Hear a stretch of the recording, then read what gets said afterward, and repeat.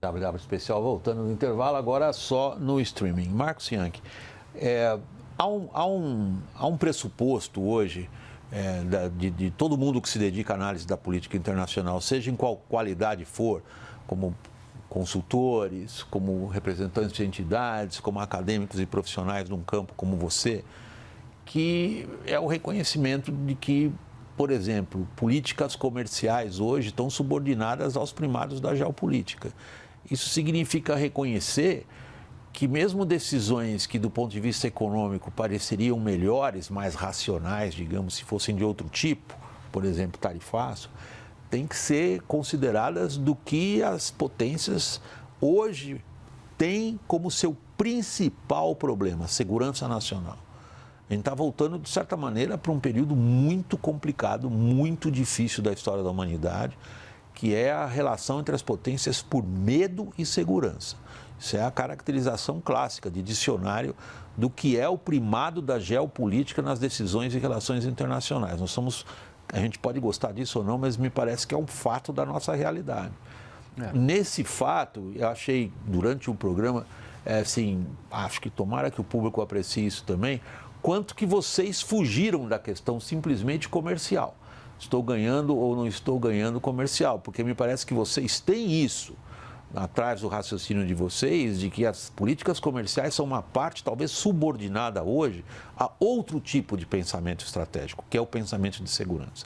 Então, que a gente pega o que a gente estava falando no final do programa na televisão, e agora começando a parte do streaming. A gente está sabendo navegar esse cenário, Marcos? Eu acho que desde que a gente passou a participar desse ambiente internacional, a gente foi aprendendo a fazer muita coisa, né? A gente tentou fazer grandes acordos comerciais no final lá do milênio, lá do século, né? Quer dizer, ALCA, o Mercosul, Rodada de Doha, infelizmente... Isso Lula ajudou a torpedear com Exatamente, Chaves. mas a gente foi negociar e esse setor puxou as negociações, mas depois o Lula acabou jogando fora. Depois a gente fez contenciosos comerciais que a gente nunca tinha feito e ganhamos alguns deles lá na OMC. Quando existia uma regra internacional. Quando existia a regra, né? Depois, mais recentemente, passada lá a pandemia, a gente explodiu a exportação. Porque o mundo teve problemas de suprimento e tal, e a gente cresceu, e a gente está navegando agora nesse ambiente Estados Unidos, China, etc. Ou seja, esse é um tabuleiro. Esse tabuleiro no agro é um tabuleiro que a gente tem que estar no centro. Diferente das outras áreas que a gente é totalmente lateralizado. O que você quer dizer tem que estar no centro? A gente tem que estar entendendo o que está acontecendo. Nós tínhamos que ter uma sala de guerra, não de guerra comercial, de guerra no sentido geral, de olhar segurança, olhar populações, olhar renda per capita, olhar migrações, urbanização no mundo, sabe? E ir formulando coisas mais inteligentes, entendeu? A gente não tem nada disso, perto disso aqui no Brasil. A gente deveria ter isso, porque o nosso futuro depende da gente estrategizar esse negócio todo que a gente está falando aqui. E isso tem que ir muito além da conjuntura. Porque a conjuntura sempre vai ter preço mais alto, mais baixo, teve uma crise lá de seca, teve isso. Essa conjuntura sempre vai ser uma montanha-russa. Agora, a gente tem que olhar, a gente está aqui hoje, aonde que a gente quer chegar nos próximos 20 anos? Quais são as alianças? Como construí-las? Como conseguir dinheiro? A China faz isso. Larissa, você que conhece tão bem a China. A China faz isso. Você tende a achar que bom se o Brasil fosse como a China, Larissa? Eu acho que um pouco de planejamento nos faria bem, né? Porque, de fato, até pensando num assunto que a gente falou antes, que é essa coordenação público-privada, né? Porque, de fato, os investimentos, eles precisam acontecer em áreas que fazem sentido. E quando você tem algum planejamento, uma visão, né, de para onde o país quer chegar, onde que você vai ter eventuais projetos que possam estimular o investimento, voltar a falar de política industrial, né? A gente voltou a falar disso mais recentemente. A China faz muito disso e talvez ela tenha quebrado também alguns tabus, ou vários deles, em relação ao que é política industrial, né? Com hoje o Estado até adotando um papel de venture capitalist, né? No sentido de que às vezes ele entra ali com um share de 10, 15% em setores que não estão maduros, sabendo que ele está no risco do negócio. Mas sem querer desviar aqui do assunto, mas mostrando que há outras alternativas possíveis para esse planejamento, mas de fato uma visão de longo prazo é necessária. O setor elétrico está mostrando isso para a gente agora, né? A gente corre riscos até de perder uma parte do nosso potencial em geração de energia renovável, não só em solar e eólica, mas até em hidrelétrica, se a gente pensar que a gente está num risco climático, como o Marcos falou no primeiro bloco, né?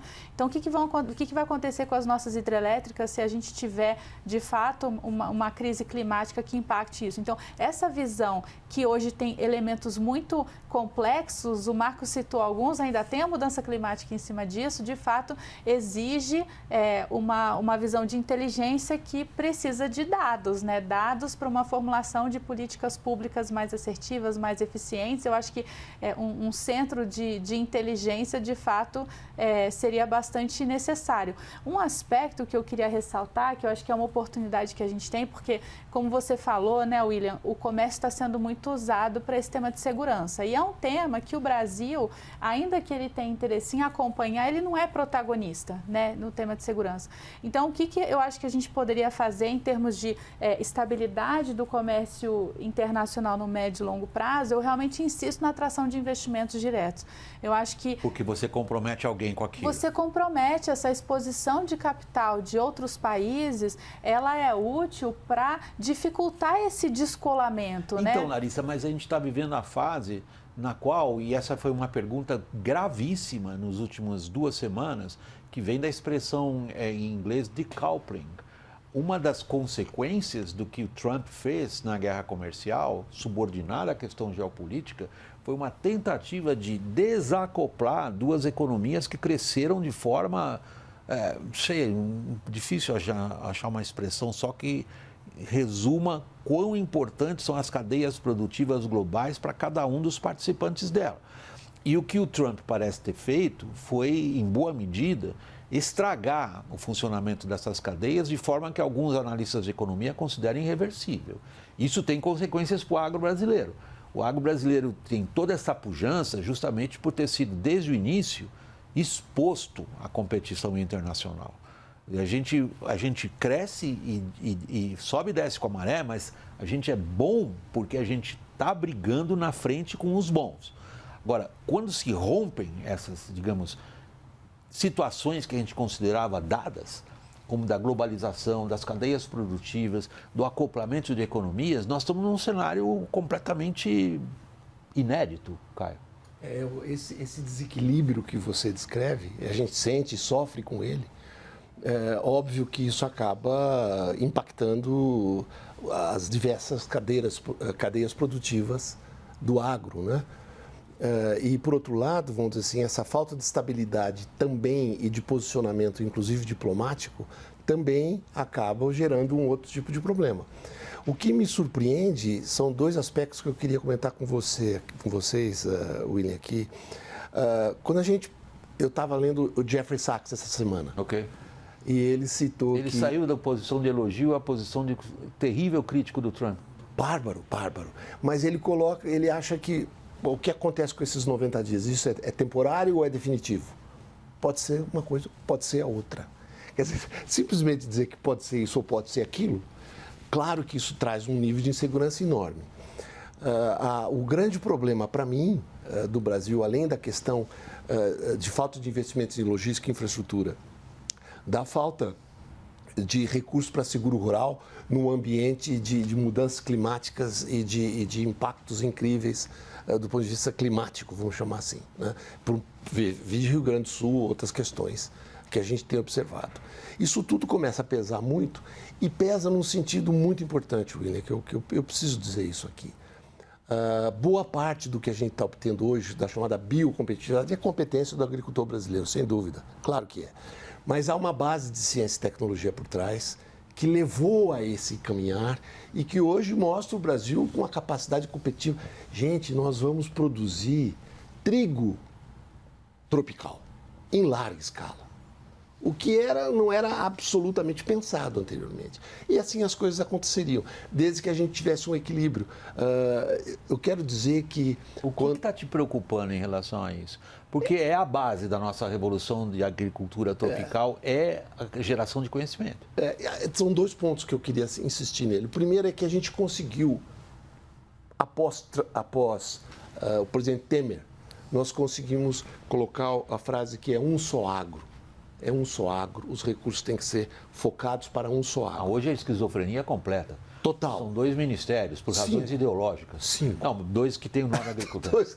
Mas, de qualquer forma, vamos dizer assim, esse é um problema. O outro problema é que uma empresa de pesquisa e desenvolvimento como a Embrapa, que é responsável seguramente, por boa parte dessa revolução tropical que nós fizemos, ela não consegue, digamos assim... olhar para frente. Andar seguramente para frente e não tem instrumentos que tragam o setor privado para fazer juntos. Então, são coisas que nos atormentam, independente desse imbróglio todo que nós estamos falando. Marcos. Não, eu acho que a gente tem uma história de inovação combinada com gente que migrou, capacitada, né? Ganhou escala, porque é uma coisa importantíssima, as pessoas saíram do sul, foram para o centro-oeste e ganharam economias de escala e escopo, fazem várias coisas ao mesmo tempo. Não dá para dizer que o agricultor hoje é soja, é milho, ele está em várias atividades integradas. E isso tem a ver com a pesquisa pública que foi feita lá atrás e agora com as empresas internacionais que escolhem o Brasil como centro de inovação, como foi o caso lá da John Deere, que já foi citado. Todas as empresas hoje têm aqui no Brasil um enorme mercado. Agora, a gente tem que olhar para frente. Olhar para frente é olhar para essa revolução digital, de nanotecnologia, de drones, de biologia e outras coisas. Então, como é que a gente dá esse salto? Esse salto para continuar crescendo nessa velocidade, né? A gente tem que resolver esses problemas estruturais.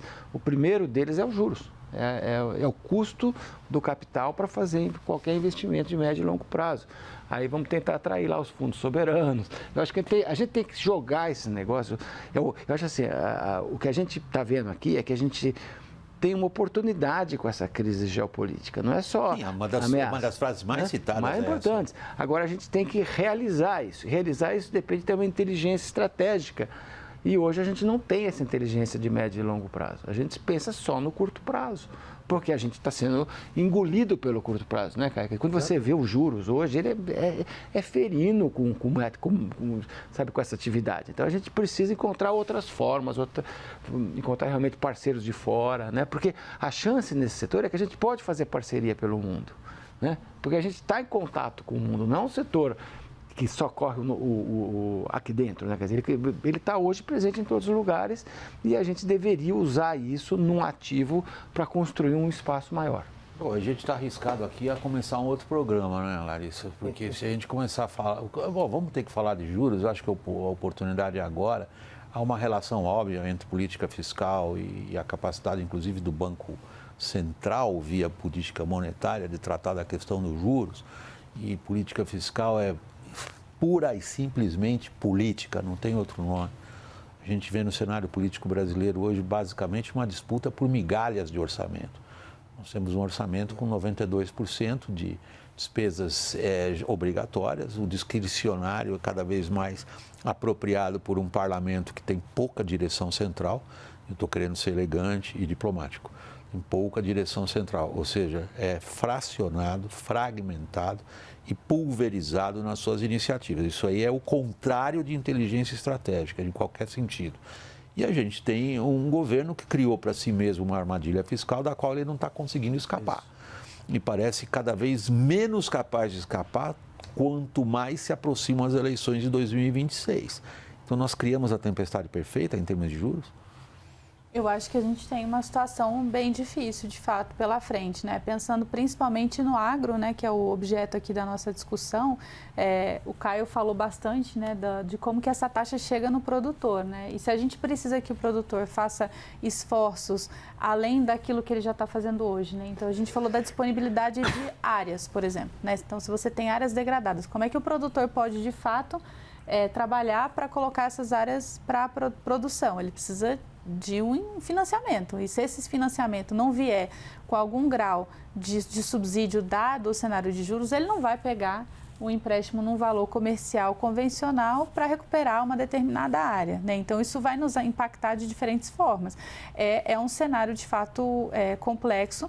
Eu acho que a partir de parcerias internacionais, a gente tem uma possibilidade de conseguir atrair mais boa vontade, talvez um capital mais paciente, mais flexível, porque no nosso caso específico, a agricultura ela pode ser uma grande parte da solução de descarbonização de várias indústrias, né? Não só das nossas próprias. A gente até hoje não regulou o mercado de carbono. Oi? A gente até hoje não conseguiu regular o mercado de carbono. Pois é, a gente ainda está nesse processo. Então, é algo que também precisa entrar nessa visão estratégica de como é que a gente sai dessa circunstância. Então, deixa eu descer nesse ponto, especificamente em relação ao agro. Se há algo que se registrou nos últimos, eu diria, os últimos 4, 5 anos, foi o crescimento da capacidade de financiamento das atividades do agro no mercado. Tentando, de alguma forma, contornar os problemas ligados a subsídios de juros. Isso está dando para trás, cara?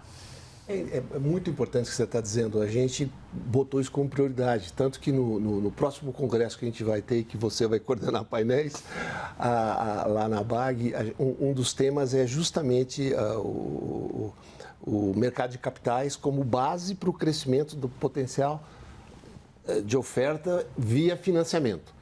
Claro que ele tromba com esse nível de custo do dinheiro, por um lado. Por outro lado, independente do momento, vamos dizer assim, a gente está bem casado, eu digo, o produtor, a entidade do produtor e a B3, por exemplo, e a CVM, no desenvolvimento de produtos como foi o Fiagro e outros que tendem a surgir cada vez mais. Mas a gente vai ter que viabilizar algumas coisas, William, que depende muito do produtor, e aqui eu faço uma confissão. A gente desenhou lá atrás, Marcos, contratos de açúcar, contratos de etanol, mas eles não têm liquidez, porque o nosso pessoal continua a fazer isso com Chicago. Certo. Então, a gente vai ter que mudar o mindset, a gente vai ter que realmente saber trabalhar isso para poder trazer esse lado que seguramente vai ajudar muito. Mas eu queria aproveitar essa discussão de inteligência e contar uma coisa rapidinha, William. O Marcos e eu trabalhamos nisso muitos anos. E aí nasceu, de repente, que foi a questão do etanol na Índia. Não fazia sentido um país como a Índia, que é o segundo maior produtor canaveiro do mundo, não ter o etanol. Com açúcar altamente subsidiado. Completamente subsidiado, a gente ganhou, ganhou, mas não levou na OMC, porque não tinha a arbitragem, lembrem, não foi o Trump, não, quem tirou a arbitragem foi o Obama. Então, o desmantelamento da lógica multilateral começou lá atrás com o Obama, né? Enfim, agora está desse jeito, mas começou com o Obama. E aí, lá foi, o que é que nós descobrimos? Que se a gente trabalhasse com os norte-americanos, que também têm interesse nesse mercado, isso podia dar jogo. O que aconteceu? Quero contar para vocês. Hoje a Índia coloca 20% de etanol na gasolina, igual ao Brasil. A meta é chegar a 30%, igual é a nossa nova definição do projeto de combustível do futuro. A Índia chegaria a 30%. Eles estão retirando parte daquilo que era o subsídio impossível no açúcar, que eles perderam, inclusive, para colocar no etanol, porque tem a comparação com a melhoria em relação à gasolina, então dá para. Isso é chamado uma externalidade positiva. Eles podem fazer, estão fazendo. E esse exemplo Índia começa a pesar na China, no Vietnã, na Austrália, daqueles que estão em volta. Então, eu digo, esse é o tipo de inteligência que a gente quer procurar com a integração com países que têm esse impacto muito maior do que o Brasil. A Índia é sempre citada como exemplo, nos dois sentidos. No âmbito ao qual você acabou de se referir e no âmbito geopolítico clássico. Como é que o país cuja população já ultrapassou a da China consegue manobrar nisso tudo? Só eu sinto muito, mesmo no streaming, eu sou obrigado a manter o tempo, nós temos janelas de uso aqui das instalações técnicas. Às vezes o nosso público diz o seguinte: William, dá para você mudar para a era digital e perceber que hoje na internet não tem mais, você consegue deixar de ser velho, entrar na era digital? Mas a minha resposta ao público, que bate na gente com vontade, mas a gente gosta, é que a gente tem instalações técnicas que eu não posso exceder o uso pelo horário de trabalho das equipes e tudo mais, isso é um limitador. Então, eu queria começar a agradecer a participação aqui no programa de hoje, por você, Marcos Yankee, muito obrigado pela participação. Obrigado. Larissa Varros, muito obrigado pela participação aqui no estúdio, prazer, no nosso WW, e ao Caio, igualmente, meu muito obrigado. Prazer. Meu agradecimento especial vai a você que nos acompanha, pessoal. Até a próxima.